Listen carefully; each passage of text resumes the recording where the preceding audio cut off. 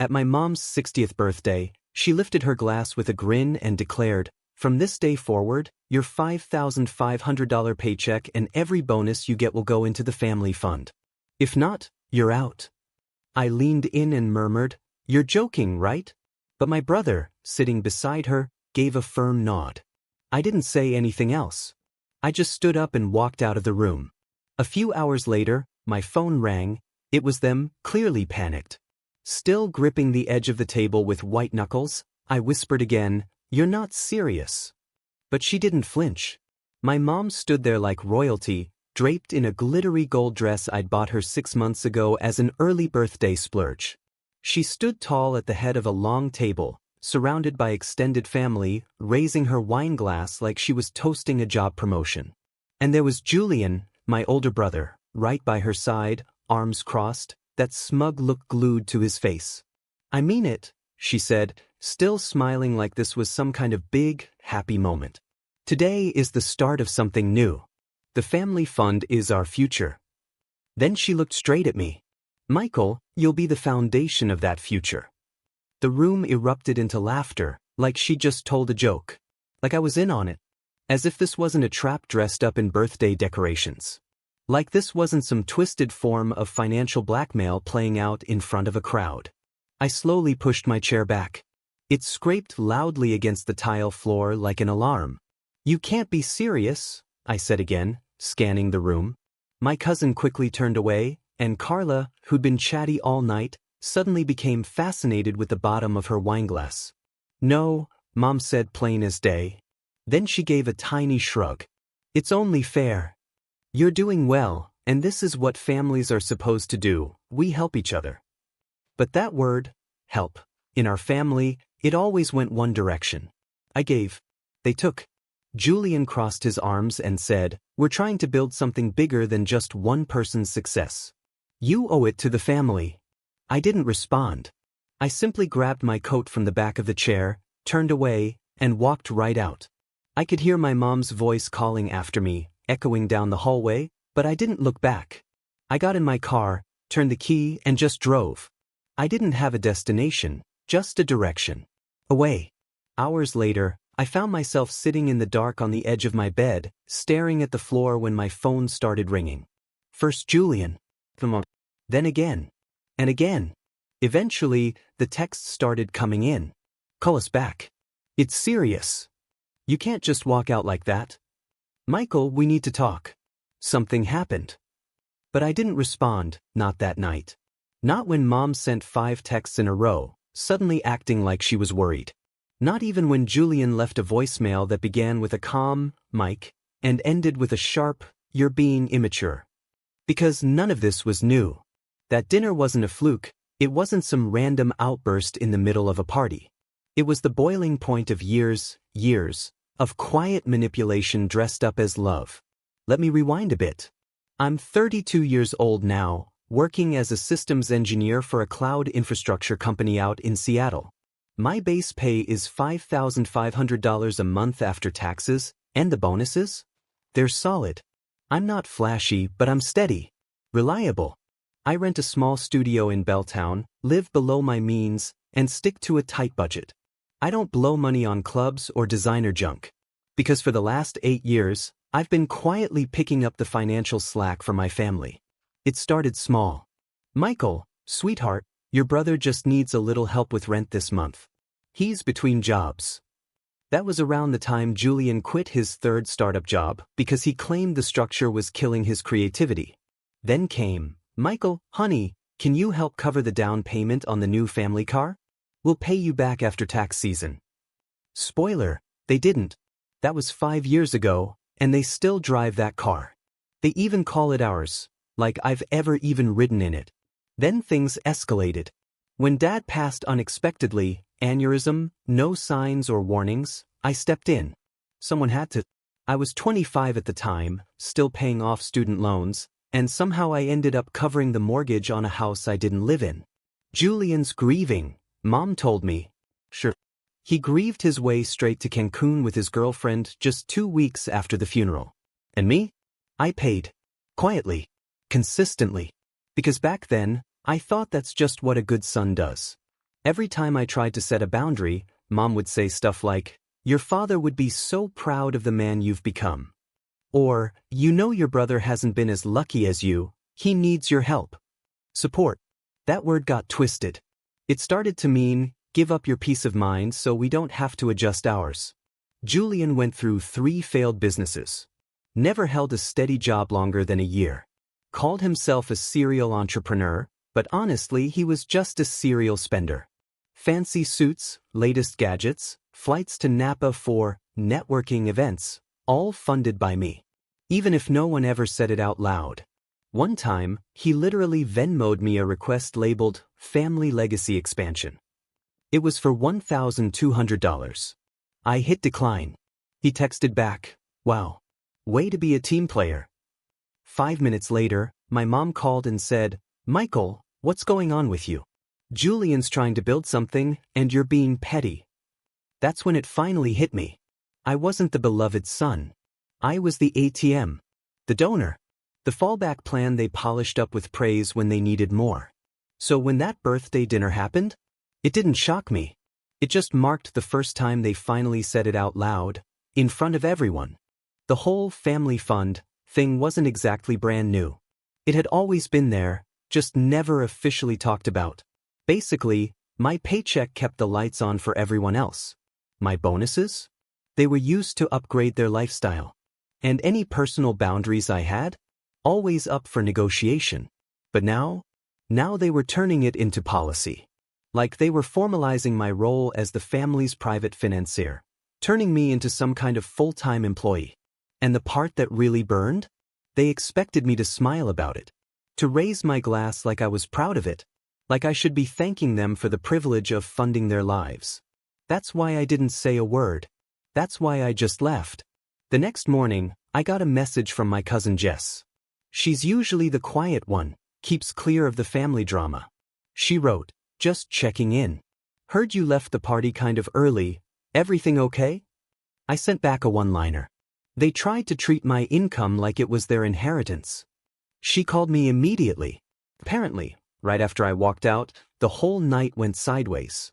Julian tried to patch things up with a speech about family unity. Mom started crying. Uncle Ray tossed in some passive-aggressive jab about how selfish our generation is. And then, this part blew my mind. Julian stood up in front of everyone and announced that I had agreed to start sending regular transfers to the family fund. Starting that week. And then, just silence. Because I hadn't said yes. I hadn't agreed to anything. Jess told me the energy in the room completely shifted. People were waiting for me to come back. They kept checking their phones. They called. And when I didn't return, panic started to set in. Then, get this, Julian went into the shared family Google Drive and started editing a spreadsheet titled, "Michael's Contributions, 2024 Projected." As if my income was just a budget line. Like I wasn't a person anymore, I was a financial resource. 3 days later, I got an envelope in the mail. Inside was a typed letter. From my mother. Not a text. Not an email. Not even a call. A formal, old-school letter. It opened with, "Dear Michael, we're worried about you." Then it launched into how I'd embarrassed her at her own birthday celebration. How my actions were upsetting and inappropriate. And then came the condition. If I wanted to remain part of the family, I needed to learn how to share my success. She dropped phrases like emotional maturity and financial empathy like she was quoting a therapy podcast. She said, "You've always been the steady one. That means more responsibility falls on your shoulders." And then came the real kicker. "We expect your first contribution by Friday. Julian will send you the routing number." No apology. No sign that she saw how wildly wrong this all was. Just pure entitlement. Like I'd failed to hit a work deadline. Like I was behind on quotas. I folded the letter, slipped it back into the envelope, and tossed the whole thing into the trash. Then I finally did something I should have done a long time ago. I started building a plan. That night I barely slept. But it wasn't just the anger keeping me awake. It was something sharper. Clarity. I realized how long I'd been manipulated into thinking that walking away would make me the villain. But now it felt like coming up for air. And I wasn't going to fade quietly. They wanted a family fund? Alright then, I'd give them something they wouldn't forget. First thing the next morning, I called HR and had my paycheck rerouted to a brand new account at a completely different bank. A bank no one in my family had ever heard of. Then I shut down the old account. No warning. After that, I called my leasing agent and upgraded to a bigger one-bedroom apartment. No more shared space. No more roommates. No more weekends where Julian's broke business partners crashed on my couch. And then came the key move. I booked a reservation at Mom's favorite ridiculously overpriced bistro. The same place she'd begged me to take her to for her 58th birthday, just this once, because it was tradition. I messaged the family group chat. Yep, we had one, and I wrote, "Let's talk. Lunch tomorrow. 1 p.m. I'll cover the bill." Almost immediately, Julian sent back a thumbs-up emoji. Mom replied, "I'm glad you're finally coming around. Bring the first deposit slip, sweetheart." And that right there? That told me everything I needed to know. They still thought they had me. The next day, I showed up to lunch in a tailored suit. Not because I had to, I hardly ever wear a suit unless I'm at a conference. But this time, I wanted to look them straight in the eye as the fantasy they'd built came crashing down. Mom was already seated, smiling like royalty. Julian was next to her, flipping through a stack of printed spreadsheets like it was just another business meeting.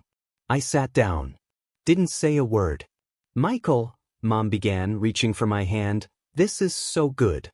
I know things got a little emotional, but I always knew you'd come to your senses. You're just like your father, you understand what family means." Julian slid a document across the table.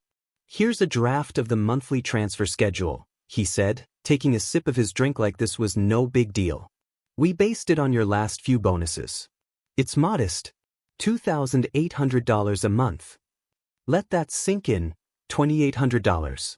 On top of my rent, bills, groceries, I'd be left scraping by. And that wasn't even the worst part. There were tiers. Bonuses over 10 grand? 70% to the fund. Freelance or consulting gigs? 60%. Modest, Julian said again, flashing that smug little smile that made my fists clench under the table. I leaned back, crossed my arms.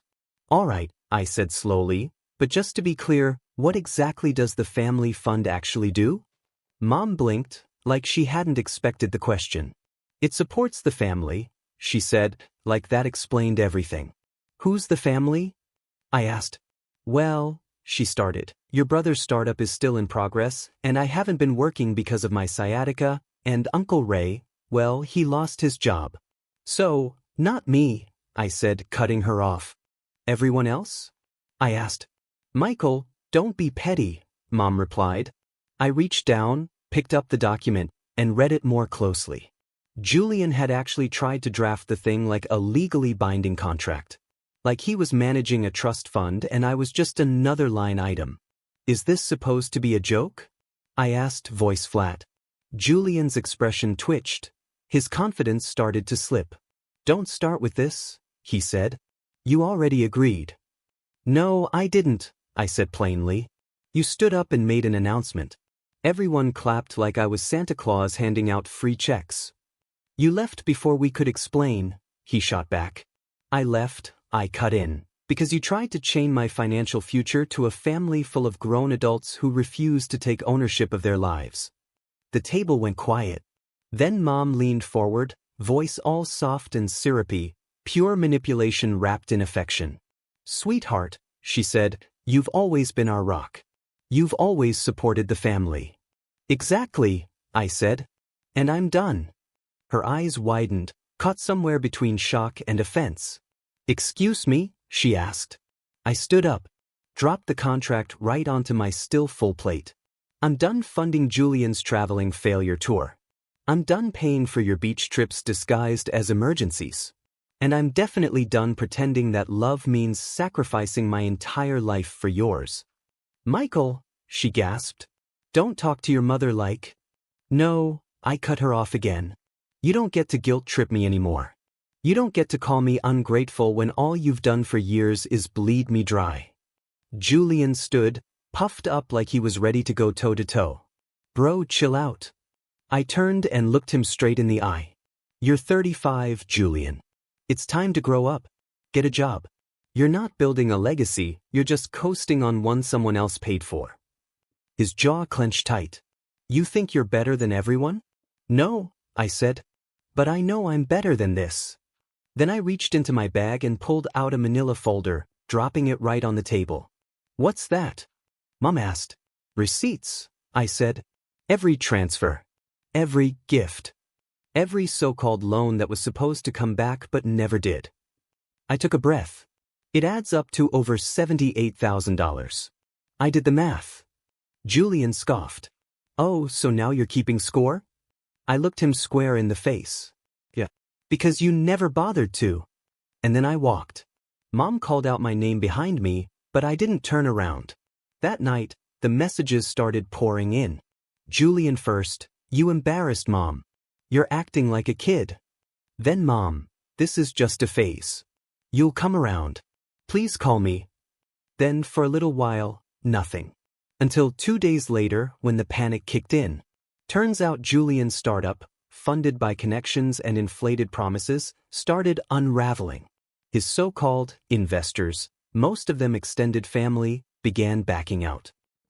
Because apparently they all thought I was the one quietly bankrolling the operation.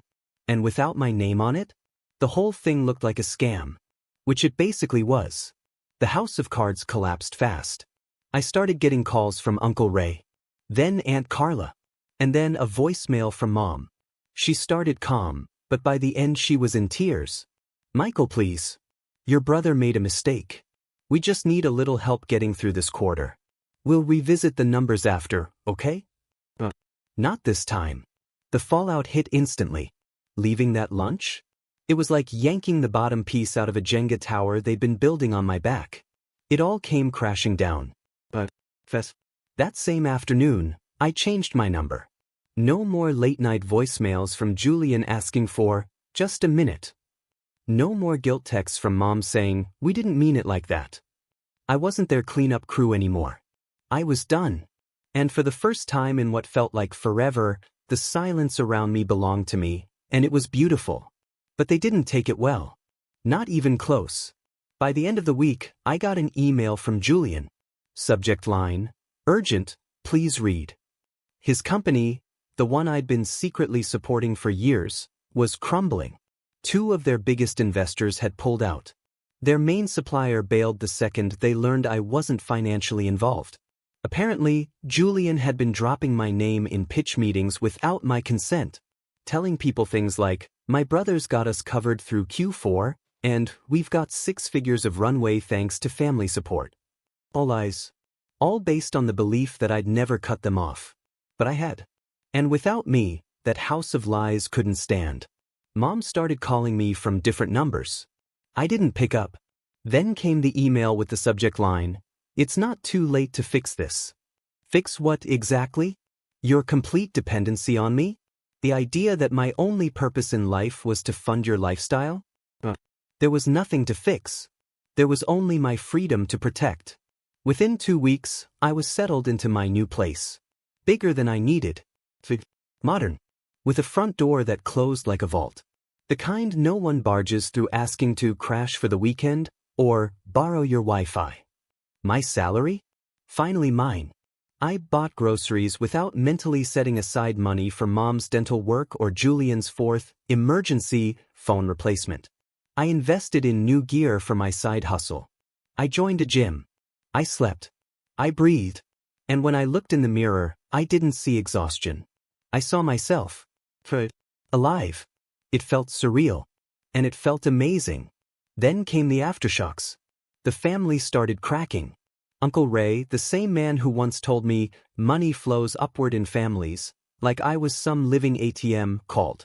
He wanted to have a word about how I'd handled everything.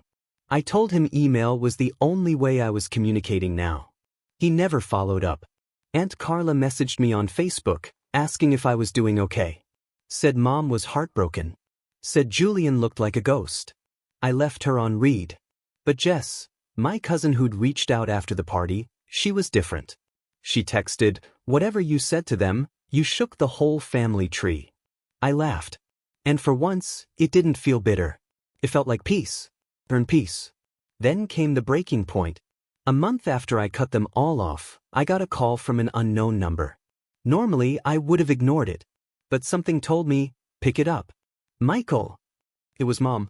Her voice came out small, unfamiliar, like I hadn't heard her sound that way before. I'm at your building, she said quietly. I just want to talk. I almost hung up. Almost. But a tiny part of me, the part that remembered how things were before all the manipulation, told me to hold on. Just 5 minutes. That was all she needed. 5 minutes. When I got down to the lobby, there she was, standing there with a Tupperware container like she was bringing a peace offering. Inside was my favorite meal, roast chicken and rice. Just like when I was a kid. She didn't smile. Didn't beg. Just said, can we sit? We found 2 chairs pushed into a corner. I didn't say a word. She started slow. I didn't really see what we were doing to you. Not until now. I raised an eyebrow. Took a public meltdown and a financial disaster to get her to that? She winced. I know how that sounds. Then she reached into her purse and pulled out a folder. Receipts. Every transaction. Every deposit. Every single transfer I'd made to cover the mortgage, Julian's failed startups, even that cruise she claimed was a gift from a friend. $78,450 total. Julian told me you kept records, she said. I didn't believe him at first. I thought you were just being cold. Cold? I looked at the numbers. This wasn't cold. It was survival. My financial autopsy. I'm not asking for forgiveness, she said. I just wanted you to know I see it now. All of it. And then she said the one sentence I never thought I'd hear from her. We used you. Not relied on me. Not asked for help. Used. I wanted to believe I was being a good mother, she said, voice breaking. But I was treating you like an ATM. And when you pushed back, I called you ungrateful. Her voice cracked. I'm so sorry. I didn't say a word. I just sat there, letting her words echo in my mind like a church bell tolling. She left the folder on the chair beside me and then quietly walked out. A week later, Julian sent me a text. No drama, no excuses. Just 3 words. You were right. I'm starting over. For real this time. Then a photo followed. Him in a work vest, holding a clipboard at some warehouse job. Minimum wage. Actual work. I didn't reply. But I smiled. Because here's what they never got. Cutting them off wasn't about revenge. It was about healing. About reclaiming a life that had been slowly drained of color, energy, and freedom. One Venmo request at a time. Last Friday, I took myself out to dinner. A real dinner. Table for 1.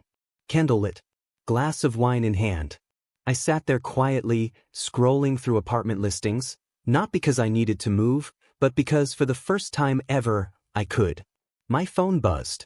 A message from Jess. Proud of you. You lit the match. Let them feel the heat. And I did.